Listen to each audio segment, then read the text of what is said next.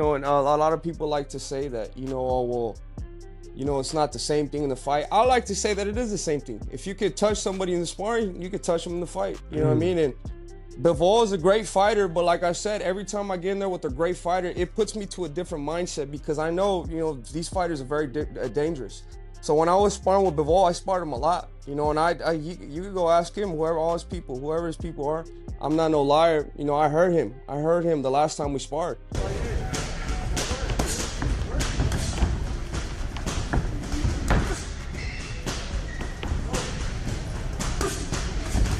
Things which coach told you, you should do this and this, and you are trying one round, you couldn't do it. Another round, you try to do this, it couldn't. On the third round, you can do it once only, and you feel like you win this sparring because you did what your coach asked you. If Canelo not fighting you, forget about everybody else.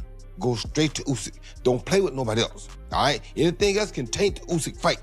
The Usyk fight is one of the biggest fights of this decade right now. Take it while it's hot. Don't play with him, and don't let him play with you. And that's my words to David Benavidez because I know he listens to me. He looks up to me, thinks a lot of me. I told you guys over and over then that I did this to Sudo Ramirez in the ring. I did the same thing to Dmitry Bivol. I'm not trying to be cocky, I'm not trying to be disrespectful, but those are just the facts. After a dominant win, David Benavidez is targeting all the big names, while Dmitry Bivol has addressed the sparring claims involving him, calling them false. According to Bivol, Benavidez's claim of hurting him is not true, explaining that sparring is only a few coach-directed rounds, where both fighters had their moments. I remember it was some of good moments from my side, some good moments from his side, but it's sparring. Sparring, it's sparring. You do some things which coach told you. You should do this and this, and you are trying one round, you couldn't do it. Another round, you try to do this, it couldn't. On the third round, you can do it once only, and you feel like you win this sparring because you did what your coach asked you.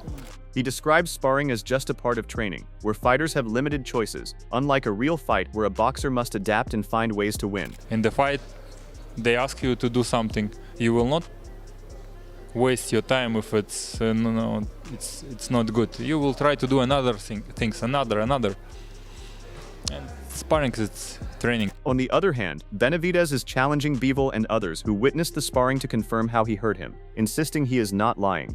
Well, you know what? I say the sparring sessions are sparring sessions, and a lot of people like to say that, oh, well, it's not the same thing in the fight. I like to say that it is the same thing. If you could touch somebody in the sparring, you could touch them in the fight. You know what I mean? And Bivol is a great fighter, but like I said, every time I get in there with a great fighter, it puts me to a different mindset because I know, these fighters are very dangerous.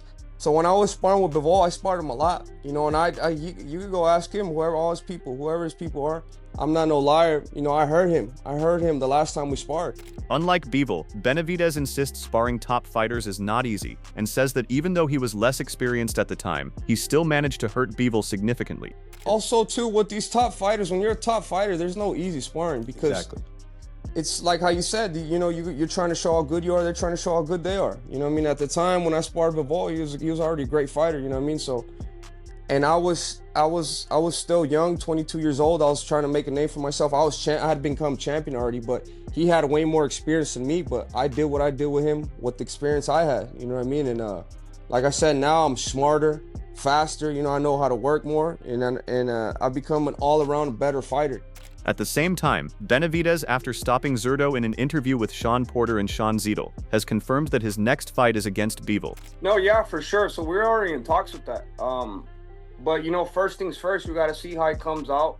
If he comes out with any injuries, I don't think he's going to have any problems in that type of way. But that fight is definitely happening. I told you guys that's the next one, and that's exactly what we have on our radar. That's the one we're going to make happen next. And this is the same Benavidez who claims he learned Zurdo's weaknesses through sparring, and now insists it will be the same case with Bivol, saying he will be the one to exploit his mistakes inside the ring. Yeah, so based on the sparring, I know the potential of certain type of scenarios in the ring.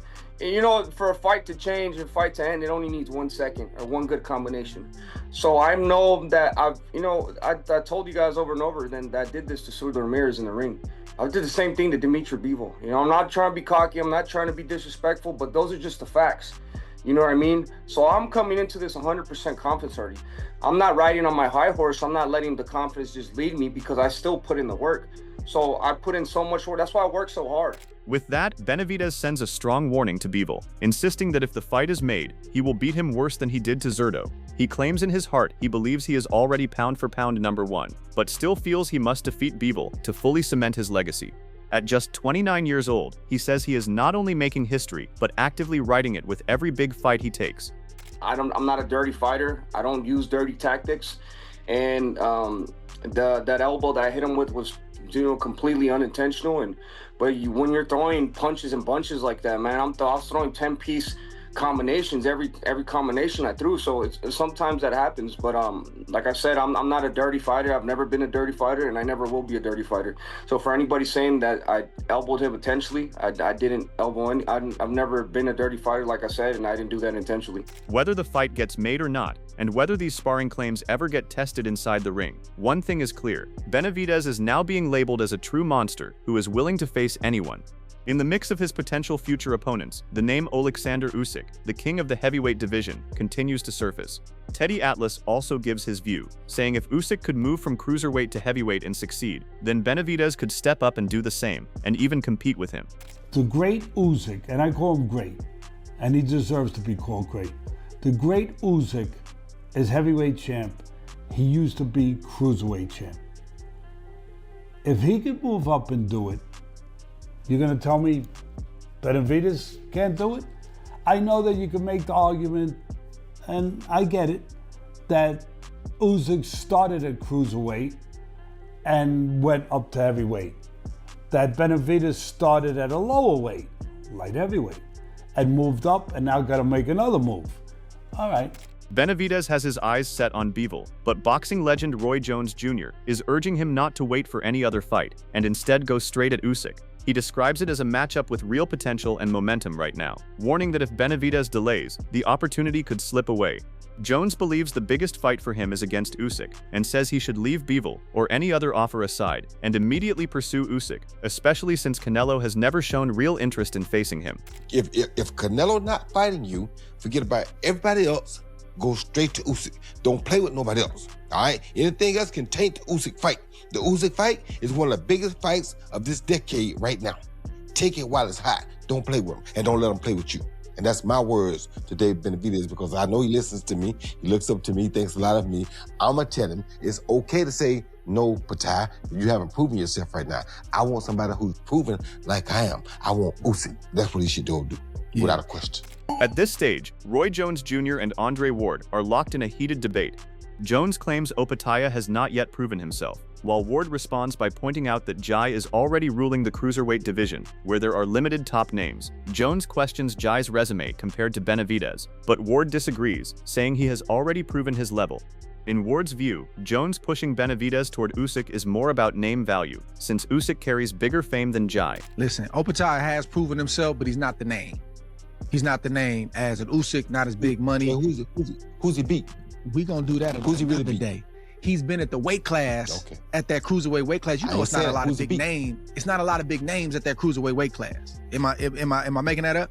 Has it historically been big names at the cruiserweight weight class? No, that's why I skipped it. Right. So I'm just saying, I can't say that a man that's won a title, defended his title, as long as he had, I can't say that he hasn't proven himself. I'm not gonna say that. But the namesake is different. Yeah, I understand. Long as. Yeah, okay. But one thing Andre Ward does agree on is that Benavidez has made his name well known in the boxing world, which is exactly the point Roy Jones Jr. keeps raising. He believes proving yourself is not just about facing top fighters, but about being recognized on a global scale, like Benavidez already is. Ward adds that for Opetaia, it is more about building wider recognition by taking on more opponents and raising his profile. He also accepts that a fight between Benavidez and Usyk is the right kind of power move, and if Benavidez chooses it, he would fully support it happening. So I'm with that. I like that decision. I believe that's going to be the decision that's on the table. So it's going to be very, very interesting to see what happens next. But that's a play right there. That is the play right there. Prove yourself, And when I say prove yourself, the world don't know you like that yet. That's what I respect prove yourself. I'm not saying he's not good enough. I'm not saying he's not good enough to do it. The world don't know him like that yet. So he hasn't proven himself where the world knows him. The world knows Benavidez. The world knows who Usyk is. A lot of people in boxing, because the cruiserweight division has always been kind of lackluster as far as names go, they don't know who the cruiserweight champions are. Yeah, I only know Patai and I knew Ramirez, but I don't know the other cruiserweight champs. And I am in boxing. So if you don't have a name like that, then you're not really proving. I respect it. This shift in discussion has changed the narrative, and fans are now excited about a matchup where elite skill clashes at the highest level. Devin Haney gives his view, describing Benavidez as a naturally strong and aggressive fighter, while pointing out that Usyk has built his career against much bigger opponents, relying on technique and ring intelligence, rather than sheer power. Haney feels a fight like this would be a real showcase for the sport. After that performance by Benavidez, yes, should Benavidez, beat Opetaia, or even if he just moves up to heavyweight, Usyk is beating these giants, these behemoths, where he can see the punches coming, where he has a speed advantage. And he's always faster. He's always faster. What about a dude like this? I think that it's a good fight because Usyk is not a big heavyweight. Nope. He's a guy who's at cruiserweight who went up to heavyweight. He's not the biggest. He's not beating guys, by just overpowering them. He's beating them by skill. Right. So I think that this is a great fight because it's skill versus skill, and with David would be his more natural self. Giving fans clarity on where Benavidez truly stands against someone who has already dominated the heavyweight division. Following a defining stoppage victory, David Benavidez now has multiple options ahead, with the main debate being whether he drops back down or continues at cruiserweight. With that standout display, he has quieted many doubts, including concerns from analysts like Andre Ward about how he would handle the higher division. The Mexican star made a clear statement through his performance. Now, Benavidez has also indicated he leans toward returning to a lower weight, making it clear that Dmitry Bivol remains his top priority moving forward. You going back down, or you don't know yet? No, I'm going back down because honestly, at the end of the day, what I want for myself is, nobody pushes me to do anything. Every fight that I've got for the past 5 fights, I've called myself. I want Bivol. I want Benavidez. I want the hard fights that I'm gonna have to go deep inside myself and bring the best out of me. Like I've always said, in boxing, you have to put yourself in a position of stress to get the best version of yourself. And that means going up against the best of the best. And I definitely do want to show what my spirit is made of. And I want to show everybody that with belief in yourself, you could accomplish anything. A surprising detail also comes from Benavidez's longtime promoter Samson Lelkowitz, who sheds light on why the Canelo fight never materialized. He recalls receiving a call from Canelo's coach Eddie Reynoso, who accepted responsibility for the matchup falling through. Samson adds that Reynoso once floated the idea of a sparring session between them, but he advised against it, feeling it could end badly for Canelo. That insight only deepens the intrigue around a fight that never actually happened. I have a call from Eddie Reynoso, and I want to say public that it's my fault because Canelo never fought David Benavidez. He called me up, he said, I need a sparring. Can I have David Benavidez? I tell him no, because he will knock out Canelo. So don't take it. Listen to me, you're my friend. Amid all the debate, Canelo remains at the center, creating further backlash after passing on a Cinco de Mayo headline appearance, which led to loud criticism from fans who felt he was stepping away from the spotlight. Jose Benavidez Sr. spoke openly, criticizing Canelo and suggesting he is intentionally avoiding the fight because he understands the risk Benavidez brings. These comments continue to intensify an already tense situation surrounding their long-discussed rivalry. Canelo is not the same no more. He's tired. Reflexes are not good. The feet is not good no more. His power is not there anymore. I think he's going to struggle with them, Billy, At the end of the day, man, I just want to talk about David Benavidez, to be honest, the Mexican monster, Taking a firm stance, Tim Bradley has openly targeted Canelo, suggesting he is steering clear of a clash with Benavidez and raising doubts about his intent to face serious risk. Bradley says this concern is no longer limited to critics, as even supporters are beginning to question it. In his view, the longer this matchup is delayed, the more difficult it becomes to justify Canelo's position. He adds that facing Benavidez is the clearest path to removing any doubts around his legacy. All right, Canelo, stop, Come on, bro. You ain't had a balls to get in there and fight no damn Benavidez. And I know, come on, Canelo fans. Come on, Canelo fans. Bring it, for real. No, you didn't have the balls to get in there and fight Benavidez. But you're going to go to his fight, right? Come on, stop. Get in the ring with Benavidez. it's the perfect time now. He's already blown up to 200 and something pounds now. Now you bring him back down, bring his ass back down to 168, Canelo, and say you want to fight him. You know, so while most of the attention stays on current debates, a major future fight being lined up for Benavidez is slipping under the radar, with His Excellency Turkey aiming to stage it in 2027. Sharing his view, Robert Garcia says this matchup would challenge not Benavidez, but Alexander Usyk instead. He feels Benavidez brings a mix of pressure and power that could create problems few have managed, and even suggests that in such a contest, Benavidez has a real chance to win. That's why they call him a monster, man. That fucker is gonna be champion at fucking heavyweight. Okay, let's talk about that. Him against Usyk, what do you think? Give him a couple more fights at cruiser, and give him, I don't know how much more Usyk's gonna fight. I agree. But give me 2 more fights, 2 or 3 more fights. Let him be undisputed at cruiserweight. Pick up 2 more belts there. 2 more fights, and then go to heavyweight and fucking Benavidez beats Usyk. Then comes a clear admission from Malik Scott, who has been part of Zurdo's team. He acknowledges that Benavidez has shown something that makes him believe he is the most dangerous man across divisions. Whether it is Shakur, Henny, or even Usyk, Scott feels Benavidez brings a different level of threat despite varying styles. He highlights his hand speed and the way he fires combinations so quickly, saying he is one of the few fighters capable of doing it at that level. That Benavidez have shown what he's shown on Saturday. Not only is he one of the best fighters in the world, to me, Benavidez is the most dangerous fighter in the world, and I'm including all divisions. We could talk about Shakurs, we could talk about Haney's, we could talk about all these Usyks and guys that's better than him technically. But I'm talking about as far as danger zone. When you are in the fight of your life from round 1 through round 12, David Benavidez, I've never seen nothing like him before. I've never seen hand speed like that on a consistent basis. I've never seen extension with that hand speed like that. He throw 8-punch combinations sometimes or even more. If he throw 13 shots, 11 of them got heat on it. Several paths are open for Benavidez, and he has already proven his level through a mix of power and speed, establishing himself among the top fighters of this era. Opinions from analysts remain divided on his next move, though the idea of facing Usyk continues to gain attention. Sean Ziddle points out that unfinished business with Bivol still exists, and a bout with Opatea also makes sense, and going at heavyweight is a step too far. Scott, however, stresses timing, warning that delaying the right decision could leave him waiting without progress. First things first, man. Bivol is unfinished business at 75. Then you got Jai Opatea. And then 2 years from now, something like that, then we could talk about heavyweight.